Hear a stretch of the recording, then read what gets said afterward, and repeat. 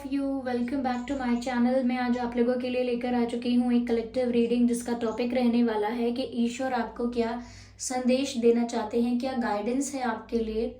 और ये reading viewers general है, कलेक्टिव है, तो हो सकता है कि आपके साथ रेजोनेट करे, हो सकता है ना करे। आपको ये रीडिंग ओपन माइंडेड होकर सुननी है। ये रीडिंग सभी ज़ोडिएक साइंस के लिए है, हर उम्र के व्यक्ति के लिए है, टाइमलेस है।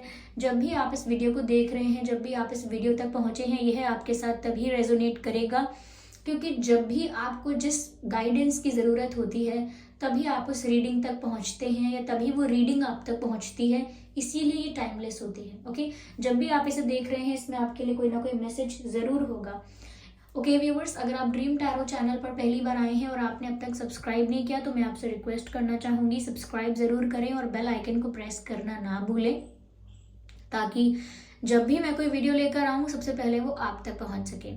इस बात का भी ध्यान रखिएगा कि मैं पर्सनल रीडिंग्स नहीं देती हूँ, तो कमेंट्स में दिए हुए किसी भी कॉन्टैक्ट डिटेल का विश्वास ना करें।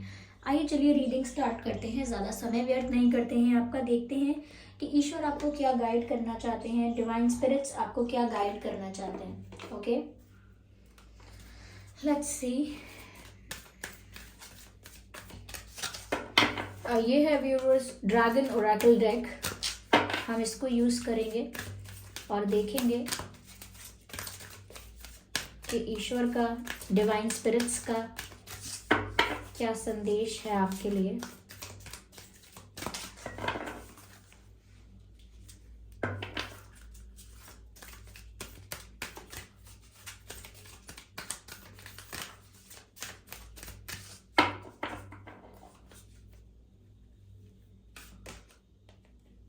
Rose Pink Dragon. This is the first card for you. We have Rose Pink Dragon. Let me read this card for you. Prepares your heart to connect with the higher facets of the cosmic heart. Open your heart to warm-hearted love and diamond light. Connect with the love of the universe. Somewhere viewers, मुझे ऐसा लगता है कि divine आपको guide कर रहे हैं कि आपको तैयार हो जाना है। आपको अपने आप को मेंटली, इमोशनली अपने आप को प्रिपेयर करना है to connect with the higher love, to connect with your higher self. Okay, क्योंकि ऐसा हो सकता है कि आपके अंदर व्यूअर्स ऐसी एनर्जीज हैं या ऐसे एट्रीब्यूट्स, ऐसी क्वालिटीज़ हैं कि आप ना प्यार को समझ सकते हैं और अपने आप को प्यार में डिसॉल्व कर सकते हैं। और ये डिवाइन लव की बात हो रही है, जो डिवाइन के यूनिवर्स से जो कनेक्शन है आपका, जो आपका कनेक्शन है आपके हायर सेल्फ से। देखिए, हम क्यों कहते हैं डिवाइन कनेक्शन को कि आपका डिवाइन से कनेक्शन या आपका आपके हायर सेल्फ से connection. What do you mean by higher self और what I mean by higher self? देखिए, हम सब कहते हैं कि हम सब आत्माएं हैं, सोल्स हैं, और जब हम अपने आप को आत्मा कहकर संबोधित करते हैं, इसका मतलब हम किसी को परम आत्मा कहकर संबोधित कर रहे हैं। हम आत्मा और परमात्मा यानी कि परमात्मा।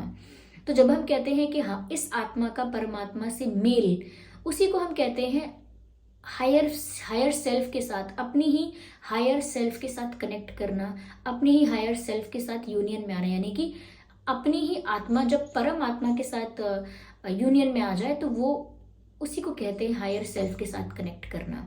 तो यहाँ पर डिवाइन आपको बोल रहे हैं कि आप हायर सेल्फ के साथ कनेक्ट करने के लिए प्रिपेयर हो जाइए, because you are eligible for that. And how you fulfil this eligibility मैं आपको बता देती हूँ। समवेयर ऐसा है आपके अंदर that you have the urge of seeking and exploring this spiritual dimension of life. कहीं ना कहीं आपके अंदर शुरू से ही ये जानने की जिज्ञासा है, क्यूरियोसिटी है कि पर्पस क्या है लाइफ का, हम यहाँ क्यों आए हैं, क्या मतलब है इन चीज़ों का, और हमारा फोकस क्या होना चाहिए, ये किस तरह से हम उस फीलिंग को या उस भाव को प्राप्त कर सकते हैं जहां हम फुलफिल्ड फील करेंगे, सेटिस्फाइड फील करेंगे, प्लेजेंट फील करेंगे। कैसे हम उस स्टेट ऑफ माइंड को कैसे हम उस स्टेट ऑफ माइंड को अचीव कर सकते हैं।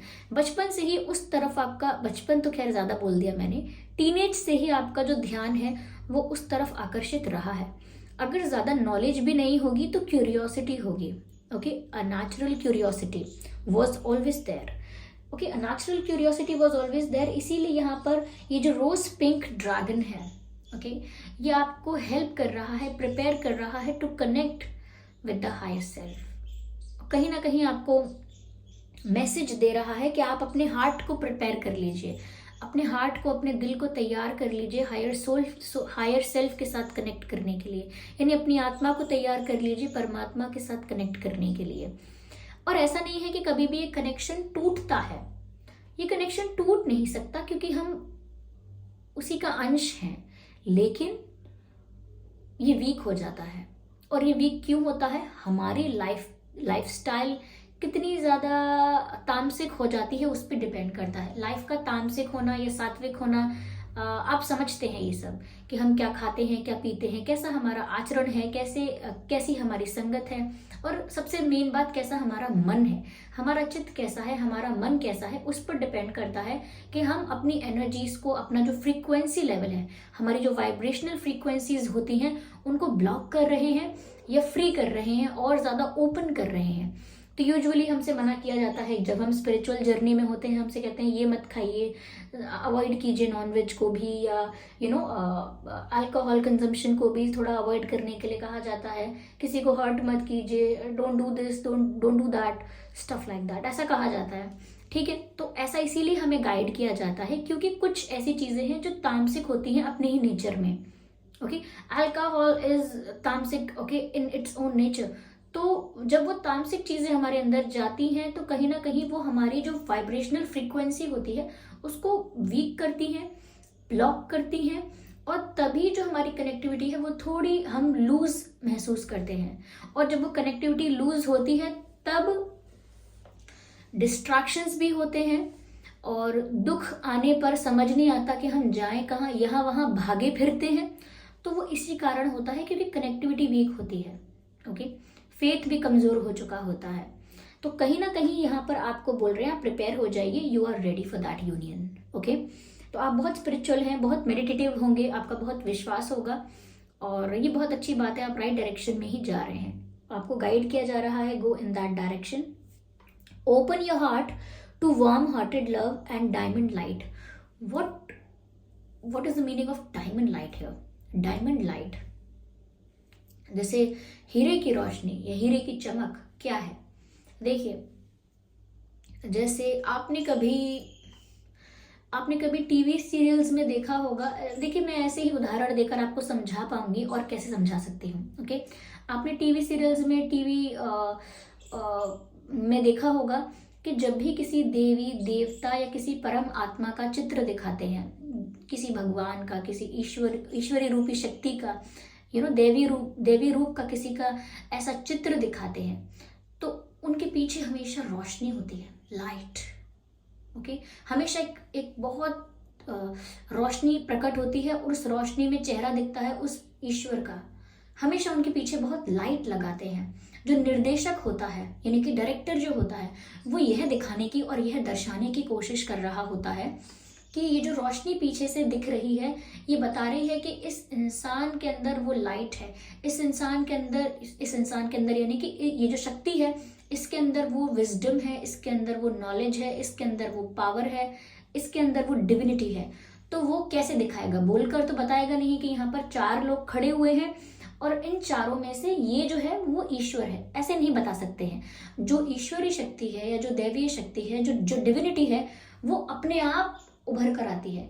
उसे बताना नहीं पड़ता कि ये है, अपने आप वो नजर आते हैं कि ये है। तो अपने आप नजर आए, इसीलिए वो लाइट दिखाई जाती है। और ये उसी तरह से मेंशन किया जा रहा है कि अपने हार्ट को ओपन कर लीजिए ऐसी लाइट को अब्जॉर्ब करने के लिए, अपने अंदर ऐसी लाइट को अपने अंदर अब्जॉर्ब करने के लिए अपने हार्ट को ओपन कर लीजिए, क्योंकि ये आपको बहुत वार्मथ देगी। जैसे माँ को गले लगकर एक वार्मथ फील होती है, एक वार्म हग अगर हम अपने पेरेंट्स से लेते हैं, या हमें बच्चे हग करते हैं, या कभी कभी जानवर हमसे बहुत प्यार करते हैं, हमारे पास आ जाते हैं, हमारी गोद में बैठ जाते हैं, वो जो हमें वार्म वार्मथ मिलती है उनसे, इस तरह की, और इससे भी कई ज़्यादा ऐसा कुछ, क्योंकि इसको हम एक डिफरेंट लेवल पर देख रहे हैं, स्पिरिचुअल लेवल पर देख रहे हैं। ओके, तो अपने आप को इन चीज़ों के लिए प्रिपेयर कीजिए and in the end connect with the love of the universe, and this is the only love which is true. यही एक प्यार है, connect with the love of universe. With love of universe क्या है? Love of universe यानी कि सबसे प्यार है और सबसे डिटैचमेंट भी है, यानी कि सबसे प्यार है लेकिन किसी के आने का एक्साइटमेंट, किसी के जाने का बहुत ज़्यादा गम नहीं है, क्योंकि अटैचमेंट नहीं है। Attachment is different, love is different. प्यार है, रिस्पेक्ट है, केयर है, वैल्यू है, everything is there, but there is no possessiveness and attachment to the people around. किसी के साथ ओवर अटैचमेंट नहीं है, किसी के साथ पॉजेसिव नहीं है। People are free to live the way they want to and you can still love them, and this is why it is beautiful, because we don't need anyone to love us back. We can give love, we can provide love, we can love anyone in this whole world. We can love without even bothering them, so that's how it is beautiful. Okay, yes, चलिए मैं आगे आपके लिए messages देखती हूँ। तो ये deeply explain करना भी इम्पॉर्टेंट था। कुछ लोगों को ये इतना समय लगाकर एक्सप्लेन करना, मैं टैरो रीडर्स की बात नहीं कर रही हूँ, I am not talking about the tarot readers. कुछ व्यूअर्स ऐसे होते हैं जिनको लगता है कि इतना भी ज़रूरत नहीं था बताने का, इट्स फाइन, चलता है, आप इसे जल्दी शॉर्ट में ही सम अप कर दीजिए। मैं कर सकती हूँ, बट उन व्यूअर्स का क्या, जिन्हें सच में ये मैसेज की ज़रूरत है। ओके, क्योंकि यहाँ पर ये चैनल्ड हो रहा है, नज़र आ रहा है, और फिर भी ना बोलूँ मैं या ना बताऊँ जो मुझे बातें समझ में आ रही हैं, जो मुझे चैनल्ड हो रही हैं, it's kind of unfair. Okay, autumn, release the old and rest. यहाँ पर व्यूअर्स आपके लिए गाइडेंस है। ऑटम का कार्ड है। ऑटम यानी कि पतझड़ का सीजन। पतझड़ में सारे पत्ते जो होते हैं वो सूख कर वृक्ष से गिर जाते हैं और नए पत्ते आते हैं बाद में। ओके, तो उसी तरह से release the old and rest, यानी कि आप भी अपनी लाइफ से ओल्ड पैटर्न्स को, ओल्ड हैबिट्स को, और मैं कहूँगी कोई भी अगर टॉक्सिक नेगेटिव पैटर्न्स हैं, हैबिट्स हैं या एनर्जीज हैं, उनको अपनी लाइफ से रिलीज कर दीजिए एंड रेस्ट कीजिए। रेस्ट, या release the old negative patterns and relax and take some rest. Okay, I need just one card at one time. Spirits, please guide us. Okay, pink is good for you. Pink, rose pink dragon. So the rose pink is good for you. ये card मैंने अभी वापस रख दिया था, ये देखकर कि 2 कार्ड्स आए हैं और ये कार्ड फिर से आ गया। आप चाहें तो देख सकते हैं पीछे, वीडियो पीछे करके। ओके, मेडिसिन गार्जियन का कार्ड है। Be open to healing information. यहाँ पर व्यूअर्स, अगर अभी भी मन में कोई पेन है, सफरिंग है, कोई दर्द है, ऐसा कोई ट्रॉमा, कोई ऐसी मेमोरी है जो अभी भी आपको ट्रबल करती है, कोई ऐसा दर्द है, कोई ऐसा जख्म है जो आज भी ताज़ा है, तो यहाँ पर स्पिरिट्स आपको हील करने की पूरी कोशिश में जुटे हुए हैं। You just need to be open to that. Okay, कहते हैं कि किसी रोगी को, यानी कि जो व्यक्ति बीमार होता है उसे रोगी कहते हैं, तो किसी रोगी को स्वस्थ होने के लिए सबसे पहले वो आशा, वो उम्मीद या वो विल चाहिए कि हाँ मैं ठीक हो जाऊंगी, मैं ठीक होना चाहती हूँ और मुझे ठीक होना है। वो इच्छा चाहिए, वो इच्छा शक्ति कहते हैं, जैसे कि वो विल पावर कि मुझे ठीक होना है, मैं ठीक हो सकती हूँ। वो विश्वास चाहिए, और जब तक वो विश्वास नहीं आता है मरीज के अंदर या रोगी के अंदर, तब तक कहीं ना कहीं वो तैयार नहीं होता है हीलिंग के लिए।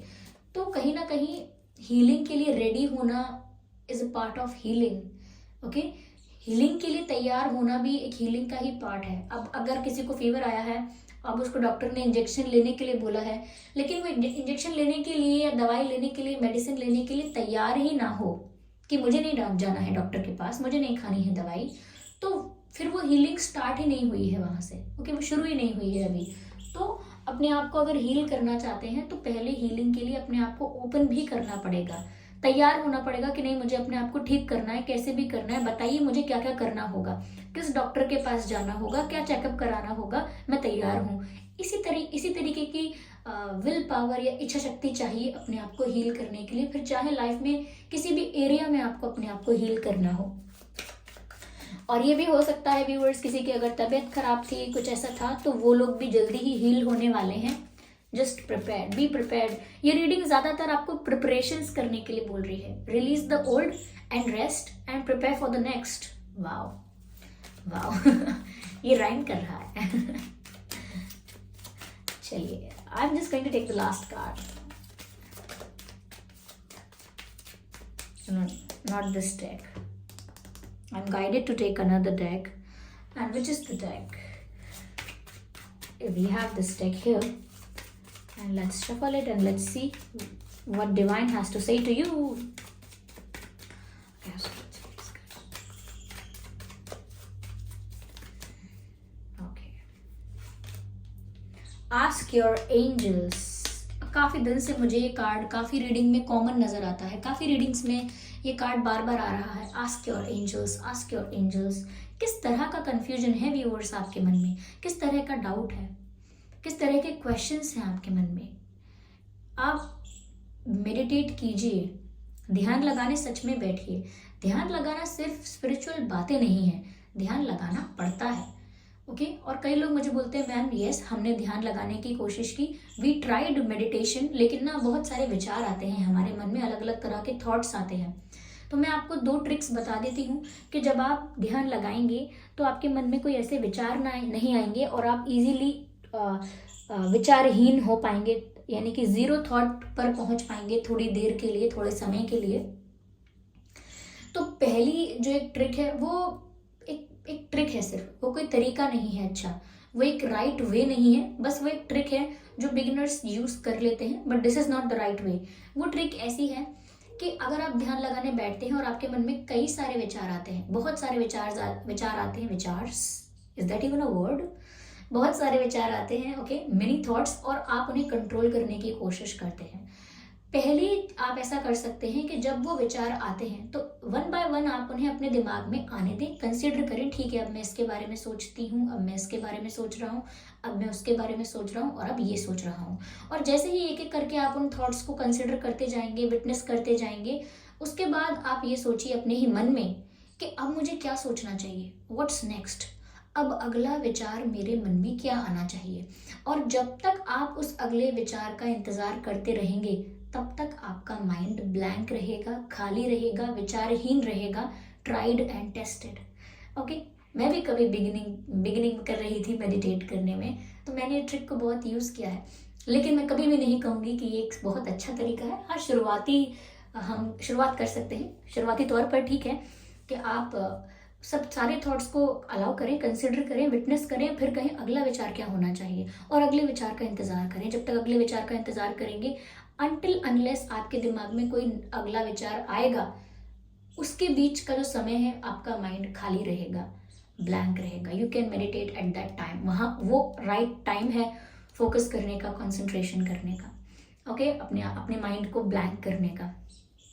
और दूसरा जो सही तरीका है ये थोड़ी रीडिंग लेंदी हो रही है, आई एम सॉरी, जिन लोगों के पास समय नहीं है, बिजी हैं अभी, वो अभी जा सकते हैं, बाद में कभी देख लीजिएगा, लेकिन अभी ये मैसेज देना भी ज़रूरी है, ओके क्योंकि ये आस्क योर एंजल्स कार्ड, अगर आप मेरे सब्सक्राइबर हैं या डेली व्यूअर्स हैं, आपको पता होगा काफ़ी रीडिंग्स में ये कार्ड काफ़ी कॉमन है, तो मुझे बताना चाहिए कि आगे क्या करना चाहिए आप लोगों को। तो आप दूसरा तरीका ये है, नॉट अ टेक्निक, दूसरा तरीका ये है जो कि सही तरीका है, वो ही एक सही तरीका है। वो ये है कि पहले आप जान लीजिए कि थॉट्स आना, विचार आना आपकी डिसेबिलिटी नहीं है, आपकी कैपेबिलिटी है। It's your ability and capability कि आप सोच सकते हैं।